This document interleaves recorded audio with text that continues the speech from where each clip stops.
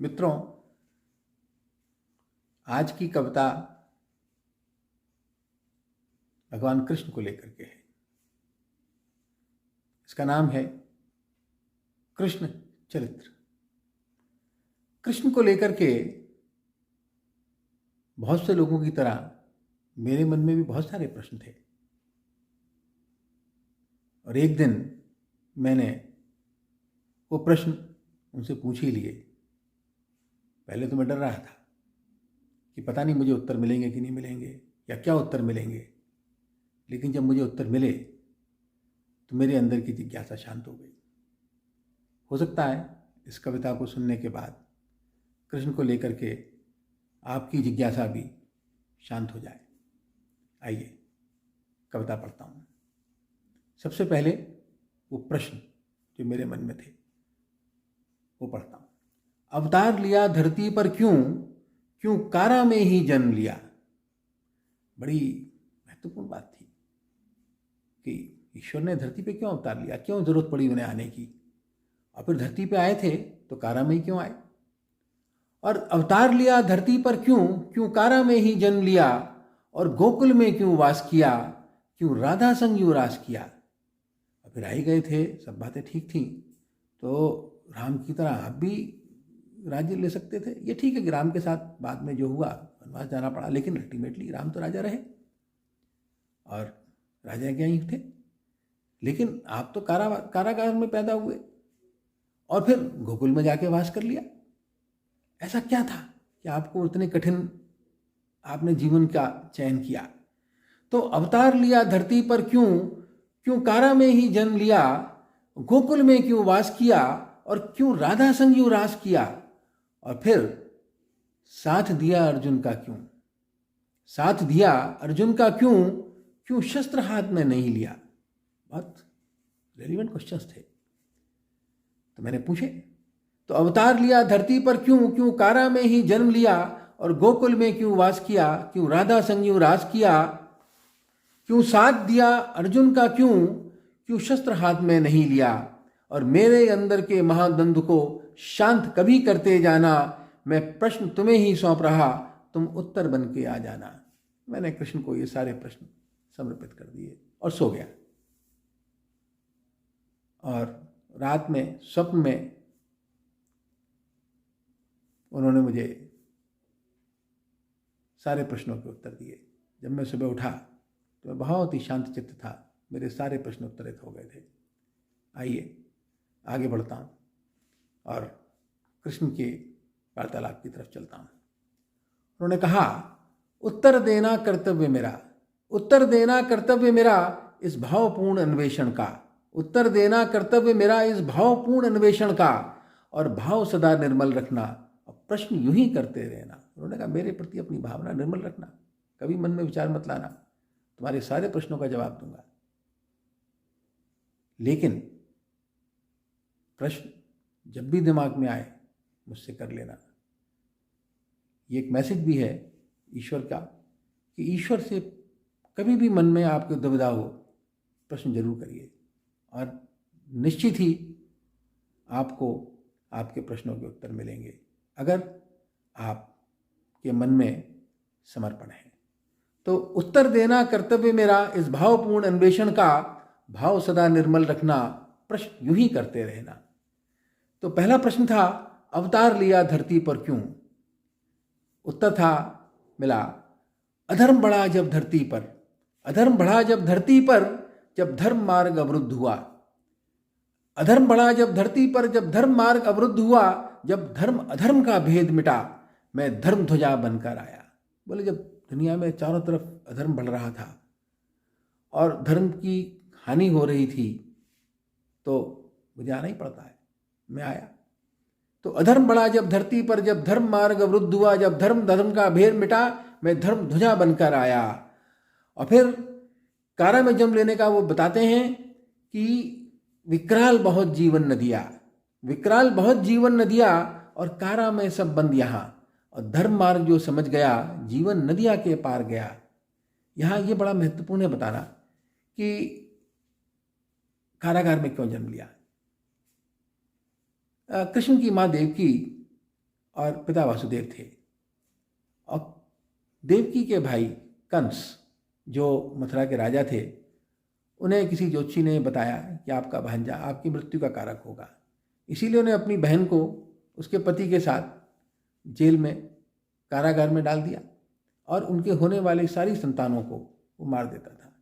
लेकिन जिस दिन कृष्ण का जन्म हुआ उस दिन अमावस्या की रात थी और नदी भी चढ़ी हुई थी, लेकिन प्रभु को तो अपनी लीला करनी थी। दुनिया को ये भी बताना था कि कारागार किस प्रकार की है और जीवन की जो नदी है वो भी कितनी कठिन, कितनी उफान पे है, रहती है, जैसे उनके जन्म के समय थी। तो इसीलिए उन्होंने कहा कि विकराल बहुत जीवन नदियाँ और कारा में सब बंधियाँ। सब अपनी अपनी कारा में बंद हैं, सब अपने अपने विचारों में हैं।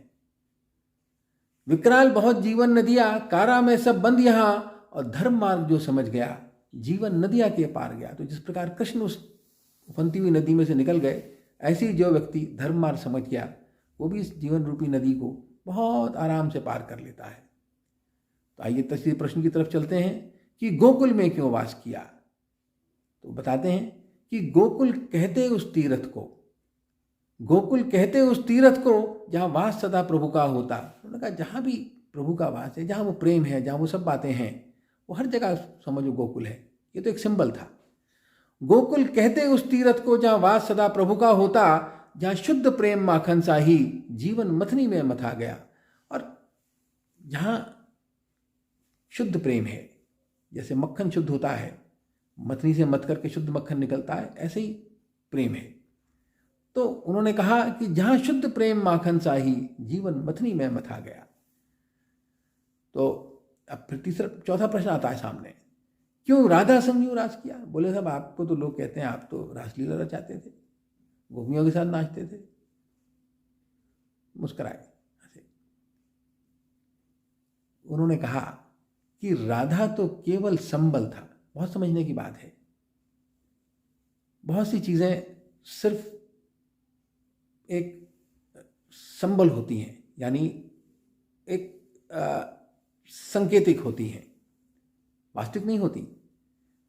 तो इसीलिए उन्होंने कहा कि राधा तो केवल संबंध था प्रकृति प्राकृत के संयोजन का। तो प्रकृति और प्राकृत यानी ईश्वर और इस मानव जगत के प्रेम की परिकल्पना थी केवल। तो राधा तो केवल संबल था प्रकृति प्राकृत के संयोजन का, और ये प्रीत अलौकिक देख सभी सम्मोहित हो नृत्य नाट्य किया। तो बोले इस अलौकिक प्रेम को देख करके सभी भावोगत हो गए, सभी नृत्य करने लगे। आपने देखा होगा कि कृष्ण मंदिरों में आज भी लोग कैसे भाव विहल हो जाते हैं और नृत्य करते हैं। तो ऐसे ही तब गोपियों ने नृत्य किया। तो उसमें कोई, उन्होंने कहा मैंने कुछ रास नहीं रचाया, मैंने तो केवल शुद्ध प्रेम समझाया, इतनी बात थी। तो राधा तो केवल संबल था प्रकृति प्राकृत के संयोजन का, और ये प्रीत अलौकिक देख सभी सम्मोहित हो नृत्य नाट्य किया। और अब कृष्ण बड़े हो गए, वृंदावन से निकल गए, राजा भी हो गए, महाभारत हुई। तो अब सवाल महाभारत के संबंध में थे। दो बड़े महत्वपूर्ण प्रश्न थे महाभारत के संबंध में कि साथ दिया अर्जुन का क्यों। भाई आप तो ईश्वर थे, आपको तो तटस्थ रहना चाहिए था सबके लिए, तो फिर आप अर्जुन के साथ क्यों चले गए। और फिर जब चले ही गए थे तो शस्त्र क्यों नहीं उठाया। भाई शस्त्र उठा लेते हैं, आपने कहा नहीं मैं तो सारथी बनूंगा, शस्त्र तुम नहीं उठाऊंगा। तो इन दोनों प्रश्नों का आप देखिए कितना सुंदर उत्तर है कि अक्षौणी सेना दुर्योधन चाहे। अक्षौणी सेना यानी इतनी बड़ी मेरी जो सेना थी, दुर्योधन को तो मेरी सेना ही चाहिए थी। उसे तो वो भोग विलास ऐश्वर्य चाहिए था, उसे तो वो शक्ति चाहिए थी जो उस सेना में उसे दिख रही थी। उसे मेरे में शक्ति नहीं दिख रही थी, उसे उस सेना में दिख रही थी। लिहाजा आए तो मेरे पास दोनों थे, अर्जुन और दुर्योधन, लेकिन दुर्योधन को सेना चाहिए थी। तो अक्षौणी सेना दुर्योधन चाहे, पर अर्जुन केवल मुझको ही। और अर्जुन तो ईश्वर का प्रेमी था, उसे तो केवल मैं चाहिए था, उसे कुछ चाहिए ही नहीं था। तो मैंने कुछ नहीं किया। तो अक्षौणी सेना दुर्योधन चाहे, पर अर्जुन चाहे केवल मुझको ही। और मैं भेद किसी से क्यों करता, मांगा जो जिसने उसे दिया। मुझसे तो जिसने जो मांगा उसे दे दिया। अब ये युद्ध में मैंने शस्त्र क्यों नहीं उठाया, ये सबसे महत्वपूर्ण बात है। ये एक बहुत बड़ा मैसेज है समझने के लिए कि बहुत से लोग अपनी बहुत सारी समस्याओं को लेकर के ईश्वर के पास पहुंच जाते हैं और वो चाहते हैं कि उनके हिस्से का कर्म भी ईश्वर करे। अब यही बात इस प्रश्न और इस उत्तर के माध्यम से उन्होंने समझाने की कोशिश करी है कि क्यों शस्त्र हाथ में नहीं लिया, महत्वपूर्ण। तो उन्होंने कहा कि ये युद्ध तेरा तुझको लड़ना, ये युद्ध तेरा, ये जीवन का जो युद्ध है या जो भी युद्ध है, महाभारत का युद्ध, अर्जुन का युद्ध था, उन्हें शासन चाहिए था तो उनका युद्ध था। तो बोले ये युद्ध तेरा तुझको लड़ना और ये कर्म तेरा तुझको करना। बोले भैया तेरा काम तू कर, ये युद्ध तेरा तुझको लड़ना, ये कर्म तेरा तुझको करना और धर्म अधर्म का भेद बता, मैंने तो केवल ज्ञान दिया। मेरा काम तो केवल तुम्हें ये बताना था कि क्या धर्म है क्या अधर्म है। मैंने अपना काम किया एक सारथी की हैसियत से, लिहाजा युद्ध तुम्हारा था, तुम्हें लड़ना था, उसके अच्छे और बुरे फल के परिणाम भी तुम्हें भुगतने हैं, यही जीवन में होता है। तो ये बहुत ही महत्वपूर्ण बात है जो उसमें कही गई कि युद्ध तेरा तुझको लड़ना, ये कर्म तेरा तुझको करना और धर्म अधर्म का भेद बता, मैंने तो केवल ज्ञान दिया। और अंत में फिर वही बात कि उत्तर देना कर्तव्य मेरा। वो कहते हैं कि उत्तर देना, तुम प्रश्न कोई भी करोगे मुझसे हमेशा उत्तर दूंगा। उत्तर देना कर्तव्य मेरा इस भावपूर्ण अन्वेषण का, और भाव सदा निर्मल रखना, प्रश्न यूं ही करते रहना। भाव सदा निर्मल रखना और प्रश्न यूं ही करते रहना। मित्रों, कविता समाप्त होती है और मेरे प्रश्न उत्तर ईश्वर से यहीं समाप्त होते हैं। और मुझे आशा है कि इन उत्तरों से जो मुझे मिले, आपको भी अपने शायद बहुत सारे उत्तर मिले होंगे और कृष्ण के चरित्र के विषय में जो लोगों की जिज्ञासा है वो शांत हुई होगी। धन्यवाद।